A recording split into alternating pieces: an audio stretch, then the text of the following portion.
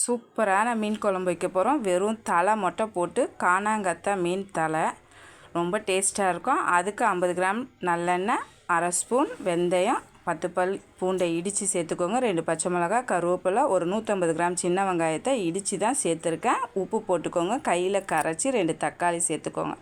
Match ஆனி வந்த உடனே 2 spoon மிளகாத்தூள் 2 செகண்ட் அப்படி எண்ணெய் பிரிஞ்சு வர வரைக்கும் வெயிட் பண்ணிவிட்டு ஒரு 50 கிராம் பழைய புளியை நல்லா கரைச்சி இந்த அளவுக்கு திட்டமாக குழம்பு கலக்கி வச்சு நல்லா ஒரு 10 நிமிஷத்துக்கு கொதித்த உடனே கொத்தமல்லி சேர்த்துக்கோங்க. கொத்தமல்லி சேர்த்து மிக்ஸ் பண்ணிவிட்டு நம்ம எடுத்து வச்ச காணாங்கத்தை மீனோட தலையை சேர்த்துக்கோங்க. செம்ம டேஸ்ட்டாக இருக்கும். கண்டிப்பாக நீங்களும் இதே போல் ட்ரை பண்ணி பாருங்கள். அதுக்கப்புறம் ஒரு 5 நிமிஷம் மட்டும் மூடி வச்சுட்டு ஓப்பன் பண்ணிங்கன்னா சூப்பரான மீன் குழம்பு ரெடி ஆகிடும். கண்டிப்பாக ட்ரை பண்ணிவிட்டு கமெண்ட் பண்ணுங்கள்.